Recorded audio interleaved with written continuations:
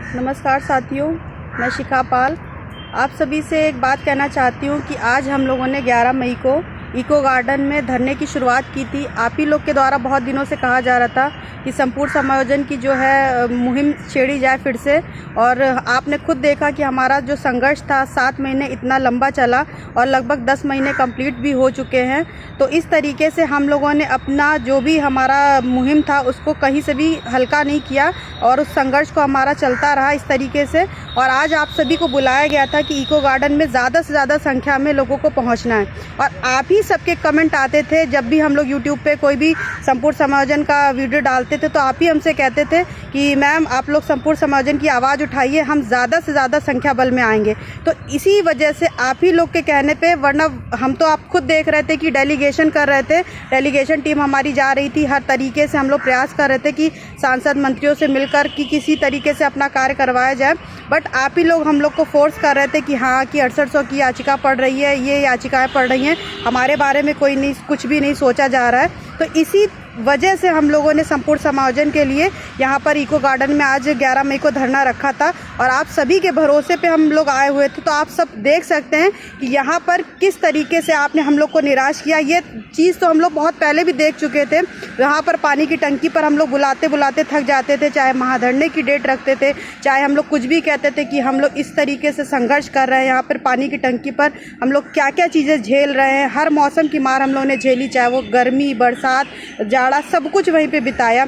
कितनी मुश्किलों से हम लोग का जो भी है वहाँ पर समय गुजरा। उसके बाद हमारे भाइयों ने, आपने देखा कि किस तरीके से भाई बहनों ने, सबने कितनी लाठियाँ भी खाई, खून भी बहा, जेल भी गए, क्या नहीं हुआ। हमारे संघर्ष में ऐसा क्या था जो नहीं हुआ। हर तरीके से हम लोगों ने अपनी मुहिम को बरकरार रखा कि सरकार द्वारा हमारी सीटों को जोड़ा जाए और हमारी मांग को पूरी किया जाए।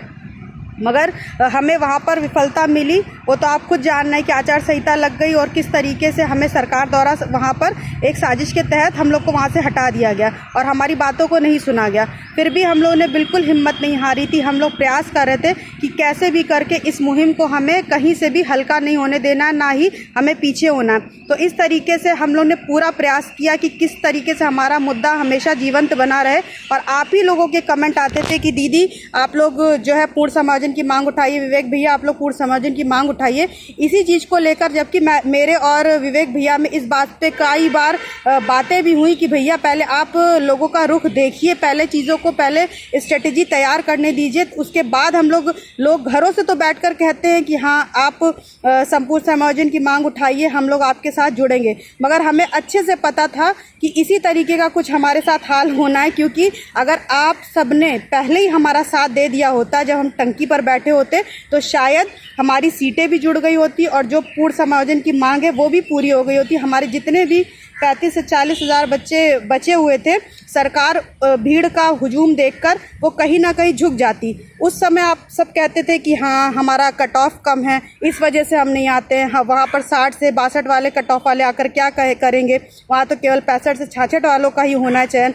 जबकि आप खुद जानते हैं हमारे धरने में ऐसे लोग आए थे, हमारे यहाँ चाहे कमर रजा हो, नंदिनी यादव हो, मैं खुद हूँ, शिव प्रकाश हो, बहुत से ऐसे साथी हैं, मैं किन का नाम लूँ, जिनका कट ऑफ 60 से ज़्यादा नहीं था, 60 से ऊपर ही था। ज़्यादा से ज़्यादा 62-63 के करीब हम लोग थे जिन्होंने कभी भी टंकी नहीं छोड़ी और बराबर अपना पूरा 7 महीने वहाँ पर दिया। और 65 से 66 वाले भाई भी तो बने ही हुए थे, मगर हमारे कम गुणांक वाले भाई बहन भी कभी अपने घरों को नहीं गए और हम सब ने वहाँ पूरा अपना 100% दिया और वहाँ पर इतना ज़्यादा समय बिताया, अपने धरने को कभी कमज़ोर नहीं होने दिया। उसमें कोई दो राय नहीं, आप सब भी जानते हैं। मगर आप सबका तब बहाना चलता था कि हाँ आप लोग ने संपूर्ण समायोजन की मांग नहीं करी तो हम लोग कैसे वहाँ पर आए। तो अब ये बताइए अब क्या प्रॉब्लम हो गया। आप लोग तो घरों से बैठकर कह रहे थे कि आप लोग चलिए, कोई हम लोग को कमेंट कर रहा है कि 40 लोग हम लेकर आ रहे हैं, कोई कह रहा है 50 लोग लेकर आ रहे हैं। दीदी आप लोग आइए, भैया आप लोग आइए, तो आप लोग धरना शुरू करिए, क्योंकि हमारी सुनने वाला तो कोई नहीं है, क्योंकि कई याचिकाएं पड़ गई जनरल की। तो ये बताइए याचिकाएं पड़ गई वो भी ज़रूरी है, कानूनी लड़ाई भी हमारे भाइयों के साथ के द्वारा जो लड़ी जा रही है वो भी भी वैध है और जो ज़मीनी स्तर पर हम लोग को जहाँ पर लड़ने की ज़रूरत थी हम वो भी तो कर रहे हैं। ऐसी कौन सी प्रक्रिया है जो हम नहीं कर रहे हैं? क्या हम ज़मीनी लड़ाई नहीं लड़ रहे हैं? क्या हम आंदोलन नहीं कर रहे हैं? या फिर हम याचिका जो भी भाइयों ने डाली, हमारे जनरल भाई के वर्ग के लोगों ने डाली है, वो उनका अधिकार है, जो भी वो कर रहे हैं वो उनका जो भी सोचना है। बट आप सभी की ये शिकायत हमसे रहती थी कि हाँ आप लोग जो है धरना करिए, हम लोग आपका पूरा सहयोग करेंगे। तो मैं ये पूछना चाहती हूँ कि आज ऐसा क्या प्रॉब्लम हो गया था, जबकि आप लोगों को आज से 8-10 दिन पहले विवेक भैया ने बता दिया था कि 11 मई को धरना रखा जाएगा इको गार्डन लखनऊ में, तो आप लोग क्यों नहीं आए? यहाँ पर क्या 4 से 5 लोग सीटें जुड़वा पाएंगे? यही बात पहले भी होती थी कि हाँ कि हम आपका साथ देंगे, हम आपका साथ देंगे, मगर जब महाधरने की डेट घोषित की जाती थी, कुछ भी होता था, केवल आप लोग को एक दिन के लिए बुलाया जाता था, फिर भी आप लोग कभी नहीं आते थे। वही हाल यहाँ पर भी हो रहा है। तो ये बताइए, चंद लोग कब तक ये लड़ाई लड़ते रहेंगे और कब तक इस तरीके से जो है हम लोग मुहिम चलाते रहेंगे? हम लोग भी अपने घर से फ्री नहीं है, हमारा भी पैसा बहुत खर्च हो चुका है धरने में। हम लोग की आर्थिक, मानसिक, शारीरिक स्थिति सब कुछ बर्बाद हो चुकी है और अब हम लोग उस लायक नहीं बचे हैं। हम लोग अपना सब कुछ गंवा चुके हैं। उसके बावजूद हम केवल आपके भरोसे पर फिर से हिम्मत कर रहे थे कि चलिए आप लोग कह रहे हैं तो हम लोग आएंगे। क्योंकि हम सच पूछिए, मुझसे अगर पर्सनली पूछिए, मैं बिल्कुल भी इस मूड में नहीं थी, क्योंकि मुझे लग रहा था, क्योंकि हम लोग वहाँ पर टंकी पर बैठ के सारा सिस्टम देख चुके थे। हम लोग ने इतनी बार बुलाया, अगर तभी आप लोग आ गए होते तो आज हम लोग की ये दशा ना होती। हम लोग को वहाँ 7 महीने पानी की टंकी पर झेलना ना पड़ता। हम लोग बहुत कुछ झेल के बैठे हुए थे, फिर हम लोगों ने हिम्मत करी कि चलिए ठीक है। विवेक भैया ने भी बोला कि जबकि मेरे पास भी बहुत से ऐसे काम है कि सोचिए, मैं घर से 1 साल पूरा दूर रही, अपने कितने पर्सनल कामों को मैंने छोड़ा, अपने घर के कितने ही कामों को, अपने भाई की तबीयत खराब होने के बावजूद हर चीज़, बहुत सारी चीज़ों का मैंने त्याग किया, तब मैं वहाँ पे पूरे 1 साल से इस मुहिम से जुड़ी हुई हूँ। 8 महीने मैंने टंकी, 7 महीने बिताई, उसके बावजूद मैं 3-4 महीने से ऐसे बाहर दौड़ रही हूँ। तो इस तरीके से 1 साल से मेरा घर से कोई वास्ता नहीं रह गया। तो इस आज भी वही स्थिति थी। मेरे घर में भी काम है जैसे और लोगों के घर में काम रहते हैं। मैं उन चीज़ों को फिर से छोड़कर, अपनी जिम्मेदारियों की, घर की जिम्मेदारियों को छोड़कर फिर मैं यहाँ पर इको गार्डन आई कि हाँ ठीक है, हमारे भाई बहन आज आए होंगे, यही देखने मैं आना चाहती थी और विवेक भैया ने मुझे बुलाया। तो मैं फिर उतनी हतोत्साहित हो गई और निराश हो गई कि आज भी वही हाल है। आज तो इतना बड़ा बुरा हाल है कि पहला दिन था, हम लोगों ने सोचा था कि चलिए आगे तो नहीं रुक पाएंगे, बच्चे भी नहीं रुकेंगे, अभी हैबिचुअल नहीं है, कम से कम फर्स्ट डे उनको बुलाया गया तो ज़्यादा से ज़्यादा संख्या में आएंगे। और यहाँ पर हम क्या नज़ारा देख रहे हैं, मात्र 3 से 4 लोग आके बैठे हुए हैं। तो इस तरीके से ये शोभा नहीं देता है। चलिए आज फर्स्ट डे था, हम लोग समझ सकते हैं कि चलिए ठीक है, आप लोग अभी माइंड मेकअप नहीं कर पाए हैं, किसी का रिजर्वेशन नहीं हुआ होगा, चीज़ें बहुत सारी हो सकती है, बट कल से हम लोग ये चीज़ें बिल्कुल टॉलरेट नहीं करेंगे। हम लोग भी ज़्यादा से ज़्यादा 8-10 दिन और झेल सकते हैं, क्योंकि हमारी भी हर तरीके से स्थिति बेकार हो चुकी है। हम लोग अपना अब समय और नष्ट नहीं कर पाएंगे इन चीज़ों में। तो मैं आशा करती हूँ कि आप लोग घरों से निकलेंगे और इको गार्डन पहुँचेंगे। आगे की बात हमारे और भाई करेंगे। और हाँ, मैं एक चीज़ और कहना चाहती थी कि मैंने अपना चैनल बनाया है क्योंकि मुझे बहुत दिक्कत होती थी। मुझे अन्य प्लेटफॉर्म पे जाके, मान लो हम लोग बैठे यहाँ पर हैं, दूसरे प्लेटफॉर्म पे जाना पड़ता था मुझे अपनी बात कहने के लिए, मेरे पास कोई माध्यम नहीं था। तो इसलिए मैंने खुद का चैनल क्रिएट किया है। तो आप सभी लोग अगर चाहें, क्योंकि अगर ऑथेंटिक न्यूज़ लेना चाहते हैं, क्योंकि आप खुद जानते हैं मैं किसी भी तरीके की झूठी बातें ना करती हूँ, ना मुझे शौक़ है। मैं किसी भी तरीके का बच्चों को बहकाने की बातें मुझे बिल्कुल नहीं आती है। जो रियल होगा, जितने दिन तक जो चीज़ें सही चलेंगी मैं वही बताऊंगी। मेरे पास ये सब नहीं है कि मैं किसी भी तरीके से बच्चों को बेवकूफ़ बनाऊं कि हाँ ये हो रहा है, कुछ हो भी नहीं रहा अंदर से शासन में, और मैं झूठ बातें बताऊं। हम लोग का यहाँ डेलीगेशन वाला काम भी चलता रहेगा। जो न्यूज़ रहेगी, ऑथेंटिक न्यूज़ रहेगी, जो धरने में एक्चुअल होगा वही आपको बताया जाएगा, क्योंकि हमें बिल्कुल भी झूठी बातें पसंद ना मुझे खुद हैं और ना ही दूसरों को बताने में, बरगलाने में मुझे कोई भी आनंद आता है। तो इस तरीके से मैंने अपना खुद का चैनल क्रिएट किया है, उसका नाम है टंकी का संघर्ष विद शिखा पाल। आप चाहें तो सब्सक्राइब कर सकते हैं, ये आपकी इच्छा पर है। अगर आपको सही न्यूज़ चाहिए तो मैं फिर से बता दे रही हूँ, टंकी का संघर्ष विद शिखा पाल, आप उस पर जा सकते हैं और उसको सब्सक्राइब कर सकते हैं, उसको शेयर कर सकते हैं। ठीक है, और आगे की बातें और भाई बहन करेंगे हमारे। हम समस्त भाइयों से कहना चाहते हैं कि जितने लोग भी आवाज़ सुन रहे हैं मेरी, वो कम से कम आज नहीं आ पाए तो कल से जो है डेली आने का प्रयास करें। जितनी जनसंख्या रहेगी उतनी ही जो है हम लोग इसमें सफल हो पाएंगे। जनसंख्या आप लोग की नहीं रह पाएगी तो कुछ कोई कर नहीं पाएगा। जितने ओबीसी और एससी के भाई हैं, जनरल वाले भाई हैं, हम सबसे यही कहना चाहते हैं कि वो सब जो है कल से यहाँ पे आना शुरू कर दें इको गार्डन में, तभी काम हो पाएगा।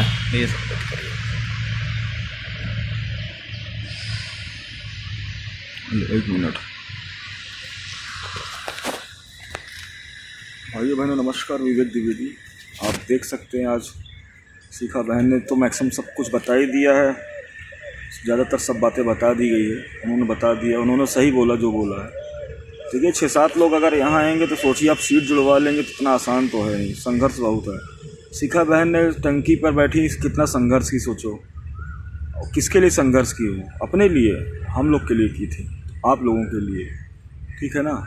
तो आप लोग गलत कर रहे हैं, मैं आपको सच्चाई बता रहा हूँ। कल को कोई भी हम पर या शिखा बहन पर कोई ब्लेम नहीं करेगा, कोई इल्ज़ाम नहीं लगाएगा कि आपने संपूर्ण समायोजन के लिए धरना नहीं शुरू किया आप लोगों ने। क्योंकि मुझे याद है कि काफ़ी भाई बहन ने हमको फ़ोन किया था और कुछ तो मैंने देखा था ग्रुप में भी लिखते थे कि बताइए आप लोग 6800 की याचिका में सब बिज़ी हो गए, पूर्ण समायोजन के बारे में कोई नहीं सोच रहे हैं। हमारे भाई बहन 58 गुणांक लेके बैठे हैं, काफ़ी भाई बहन 65 के नीचे गुणांक हैं, तो उन सब का सिलेक्शन कैसे होगा बताइए, अगर आप लोग अपना फ़ायदा देखेंगे तो। हाँ, तो हमने कभी अपना फ़ायदा नहीं देखा, हमने सबके फ़ायदे में ही अपने फ़ायदा देखा है। कहने का मतलब सबके हित में ही अपना हित समझा है मैंने। और दुख इस बात का हो कि आप लोग आए नहीं। और आशा यही है कि धरना तो चलेगा, लेकिन जब इस तरह आप लोग नहीं आएंगे, हमारा मनोबल गिरेगा, तो हम कब तक धरना संभालेंगे बताइए, कब तक चलेगा? ऐसे 8-10 लोग आते रहेंगे तो धरना चल जाए क्या? सरकार को चाहिए संख्या बल, और संख्या बल कौन देगा? हम देंगे, आप देंगे। नौकरी आपको भी चाहिए, एक सीट हमें भी चाहिए। इसलिए हाथ जोड़कर निवेदन है, आप लोग घर से निकलिए। जितनी ज़्यादा संख्या बल होगी तभी दबाव बनेगा, दबाव ऐसे नहीं बनेगा। नहीं तो पूरी ज़िंदगी ऐसे रहिए, 10-15 हज़ार की नौकरी करिए किसी प्राइवेट कॉलेज में, जीवन यापन करते रहिए। और बाद में जब समय निकल जाएगा तो परिवार वाले गिफ्ट में रुमाल देंगे आंसू पोंछने के लिए, फिर हमसे ना कहिएगा, या मान चलिएगा। इसलिए अभी सतर्क हो जाएं, अभी तैयार हो जाएं, पूरी रणनीति के साथ उतर जाइए। हमारा साथ दीजिए, शिखा बहन का साथ दीजिए। देखो शिखा बहन अभी करीब 2 बजे आई ना बहन? हाँ, 2 बजे के आसपास आई थी, क्योंकि इनके भतीजे का स्कूल था, तो हमसे कहीं कि स्कूल से हम उसको छोड़कर घर तब आएंगे। बताओ, काफ़ी काम को छोड़ कर आई हैं और आप लोग घर से नहीं निकल रहे हैं। हम ये कहते हैं कि अपने संघर्ष के कुछ दिन अगर हमारे साथ दे देंगे, मान लीजिए सीट जुड़ जाती, फ़ायदा किसका है? आप लोग का है। कोई हमको सैलरी देगा, कोई शिखा बहन को देगा सैलरी, कोई देता है? हाँ, हम लोग कभी मांगेंगे 1 रुपया आप लोगों से? हमने तो हरदम स्वेच्छा शब्द यूज़ किया है। जिसकी इच्छा हो दे पैसा, जिसकी इच्छा हो ना दे। बस धरना चलना चाहिए, 2 वक्त का खाना मिल जाए, 2 वक्त की चाय मिल जाए पीने को, और क्या चाहिए? इससे ज़्यादा हमें कुछ चाहिए नहीं। लेकिन आप लोग पता नहीं क्या किस मिट्टी के बने हैं। बस मैं ज़्यादा तो बोलना नहीं चाहूँगा, वीडियो बहुत बड़ा हो जाएगा, बाकी की बातों को हम बाद बोलेंगे। लेकिन एक रिक्वेस्ट है, हमारी शिखा बहन का जो चैनल है, यूट्यूब चैनल बना है, टंकी का संघर्ष विद शिखा पाल। इस चैनल को सब्सक्राइब कीजिए, लाइक कीजिए, शेयर कीजिए अपने मित्रों में, अपने परिवार में। यूपी के जो बड़े बड़े ग्रुप बने हुए हैं उसमें डालिए इस चैनल को, इस वीडियो को डालिए, ताकि शेयर हो। और सच में शिखा बहन का संघर्ष बहुत बड़ा रहा है, ये सच है। हम तो सिर्फ धरना संभाले थे, लेकिन धरने में जो जान डाली थी शिखा बहन ने ही डाला था। तो जाहिर सी बात हम सच बोल रहे हैं। और इनके संघर्ष को ध्यान देते हुए, हमारे संघर्ष को ध्यान देते हुए, कम से कम आप लोग घरों से निकलिए। बस बातों को विराम देंगे। बहुत बहुत धन्यवाद। नमस्कार, जय हिंद।